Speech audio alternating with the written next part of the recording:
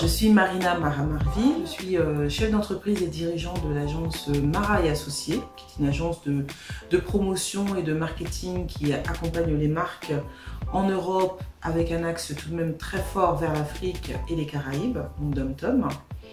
Nous sommes basés en région parisienne et dans le cadre également de nos services, nous organisons des salons, dont le salon Beauty Color Africa dédié à la cosmétique en Afrique de l'Ouest, plus particulièrement à Abidjan, en Côte d'Ivoire.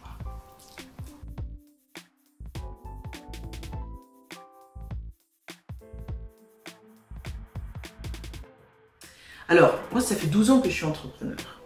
Voilà, donc je suis vraiment une serial entrepreneur.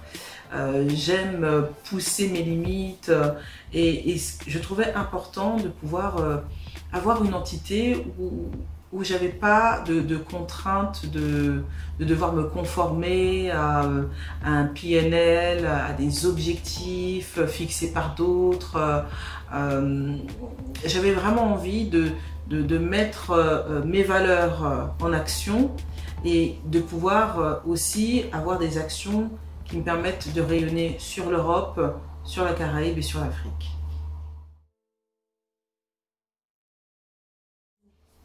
Monter une boîte, c'est pas facile. En tout cas, pour ce qui est de la France, on a beaucoup d'informations. Donc on peut être très bien accompagné pour créer sa boîte en France. Après, le plus difficile, c'est tenir dans la longueur, la financer, salarier des personnes, ce sont des budgets qu'il faut avoir prévus. Il y a de l'immobilisation de matériel, il y a des bureaux, donc les bureaux est égal une enveloppe budgétaire également. Il faut vraiment avoir envie de se lancer. Voilà, il faut vraiment avoir envie de se lancer parce que c'est aussi très pratique d'être salarié et de pouvoir aussi suivre le rêve d'un autre dirigeant. Donc, des obstacles, il y en a beaucoup. Il y en a beaucoup quand on entreprend. C'est déjà, il faut savoir quel est l'objectif que l'on se fixe personnellement à atteindre sous 1 an, 2 ans, 3 ans, 4 ans, 5 ans. Savoir aussi que c'est beaucoup de sacrifices. Alors quand on le dit comme ça, on a l'impression que oui, je vais sacrifier des choses. Non, on sacrifie énormément de choses. Hein. Les vacances, on ne connaît plus. On a des joies, mais qui sont toujours liées à notre activité. Si on part en vacances, c'est parce que c'est lié à une personne qu'on doit rencontrer. Donc on fait, allez, d'une pierre 3 coups, même d'une pierre 5 coups. Et puis, les obstacles financiers, puisqu'au départ, ça peut être difficile de se faire financer et suivre par une banque. Voilà. Donc une banque, elle va attendre que vous ayez 3 ans, 4 ans, 5 ans pour se dire bon, peut-être qu'on va lui accorder des facilités de caisse, etc., etc. Donc il faut tout de suite avoir un projet qui rentre ou en tout cas qui dégage du cash flow, et c'est pas toujours le cas des activités sur les premières années. Et puis on est dans une cible, en tout cas pour ce qui est moi de mon activité, sur une cible Afrique, Caraïbes, Europe, où on est quand même une communauté, moi j'aime à dire maintenant solidaire, avec quand même quelques difficultés en interne. Voilà, donc ça joue aussi. Donc on peut être très facilement isolé et au contraire, c'est là qu'il faut aller dans des soirées de networking. Nous, on a fait une très belle soirée de lancement pour Beauty Color Africa à l'UNESCO durant la semaine africaine en mai dernier. Voilà, on n'a pas toujours l'occasion de voir tout le monde, mais on a invité voilà, tout notre réseau.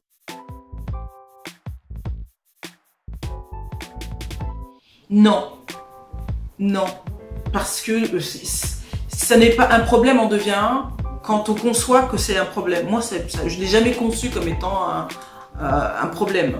Au contraire, pour moi, c'est une force. Voilà, être une femme, c'est une force. Être une femme, c'est merveilleux.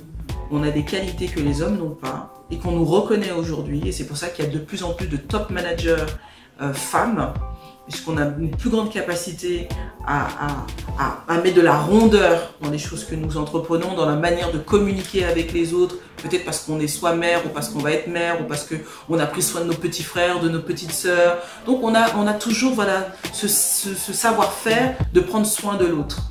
Donc, non, moi je dis c'est une qualité et une chance. Ça a été le marché.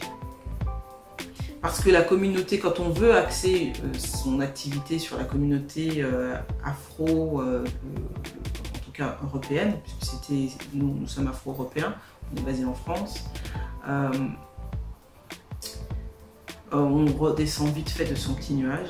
On se rend compte que peut-être que d'autres communautés arrivent à faire de l'argent avec la communauté afro, mais quand on est afro et que l'on souhaite faire de l'argent, du business avec sa communauté, c'est une autre histoire. C'est une autre histoire. C'est pas impossible, mais il faut d'abord la comprendre, il faut comprendre comment elle est structurée. Et puis dans la communauté afro, vous avez des African people, vous avez les afro-descendants, vous avez les métis, vous en avez qui sont africains, qui ne sont pas africains, qui se disent africains sans être africains. Enfin bref, il y a une multitude de segmentation dans la segmentation. Donc pour comprendre ça, il vous faut déjà 3-4 ans, voire 5 ans pour vraiment comprendre où on est. Et quelquefois, moi, ma première structure, elle a été mise en liquidation judiciaire. Hein. J'ai demandé à ce qu'elle soit mise en liquidation judiciaire parce que je m'étais trompée. Mais non, c'est la deuxième qui a été mise en liquidation judiciaire. J'ai demandé à mon comptable, allez, on fait une liquidation judiciaire parce que c'était plus possible.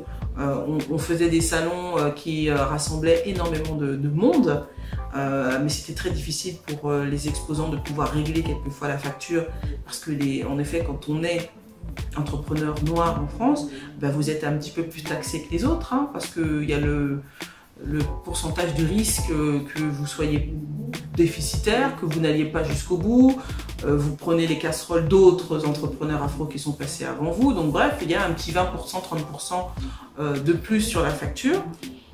Et comme moi je partais du principe que si je fais des salons, je veux faire vraiment des salons qui respectent les codes internationaux, donc c'était toujours des parcs d'exposition, au moins 3000 m² d'exposition, dans Paris, avec une vraie com, etc. etc. C'est vrai que le tarif après pour pouvoir exposer avoisinait les 1500, 2000 €. Mais on n'a rien sans rien. Mais c'était compliqué pour les entrepreneurs, moi je l'ai compris jusqu'à aujourd'hui, c'est très compliqué.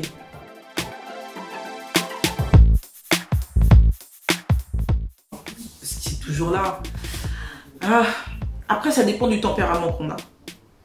Tout est question de force intérieure. Hein. C'est de dire, ok, est-ce que je focalise dessus Après, quand on a une vraie compétence, je dis quand on a une compétence qui est avérée, qui est vérifiée et vérifiable, où on peut tourner autour, la vérité, elle est là, elle s'impose. Aujourd'hui, moi, je suis compétence. Alors, tu fais ce que tu veux, ne me pose pas de problème. Donc, quand on change d'interlocuteur, on change de niveau d'interlocuteur, on est moins en phase avec des gens racistes. Parce que pour arriver où ils sont arrivés, ils ont changé leur manière d'aborder les choses et puis ils sont plus en mode business. Donc tu peux avoir un bras en moins, un œil en moins et de venir même de Jupiter, on s'en fout à ce moment-là. Hein. C'est combien tu me rapportes. Donc la couleur, elle a plus trop d'importance. Au contraire, c'est ah oui, la population noire, c'est tant de personnes sur Terre, c'est tant de potentiel. Donc là, au contraire, on devient bankable. Donc je dirais, comment j'ai fait pour passer cet obstacle-là? J'ai changé mon cercle d'influence. Et donc du coup, je n'ai plus à avoir affaire à des personnes limitées. Parce que quand on est raciste, quelquefois on est limité sur certaines choses. Donc non, au contraire, c'est plutôt des gens qui pensent vite, bien, et qui ont envie de construire et pas de détruire.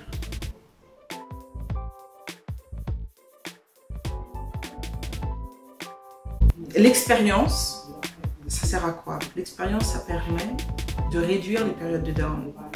Quand on manque d'expérience au départ, ben on est effondré pour des choses et puis il nous faut des mois pour nous remettre, etc.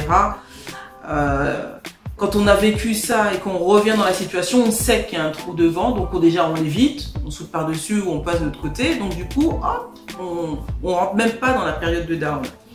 Mais maintenant, le down que j'ai eu, c'est lorsque j'ai eu à fermer ma structure en 2008.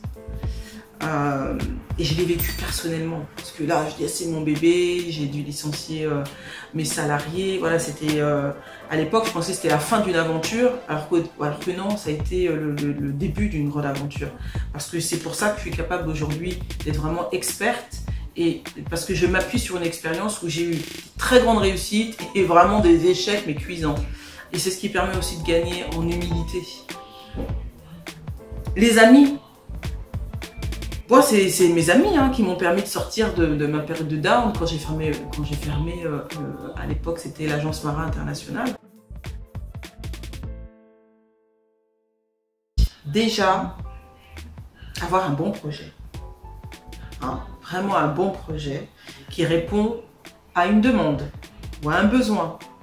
Après, on peut créer aussi le besoin, mais il faut vraiment être un bon génie, il faut bien avoir réfléchi à son affaire. Donc avoir un bon projet, une bonne idée, être bien entouré. Voilà, être sûr que notre famille nous suive un minimum, parce que quand ça va être dur, il faut avoir des personnes pour nous épauler. Avoir un petit matelas de sécurité financier, très important. Avant de se lancer, si vous savez que vous avez ce rêve de vous lancer, préparez vos économies. Voilà. Donc si vous êtes salarié, laissez pas tomber votre job par exemple. Mais prenez une partie de votre salaire que vous mettez de côté. Et quand vous avez atteint entre 5 à 15 000 euros, ok, vous pouvez commencer à vous lancer. Parce qu'au départ, il va falloir communiquer sur ce que vous faites. Et la communication se paye. Hormis si vous passez, il y a d'autres manières de communiquer. Mais il faut prévoir ce budget-là. Et créer sa boîte, il y a un petit budget quand même aussi. Et puis, ne vous limitez pas dans ce que vous pensez être. J'ai envie de dire, peu importe que vous soyez noir, peu importe que vous soyez une femme, vous êtes un entrepreneur. Vous êtes un génie qui apporte une solution qui va révolutionner la société dans le secteur d'activité dans lequel vous aurez choisi de vous lancer. Donc, sky is the limit.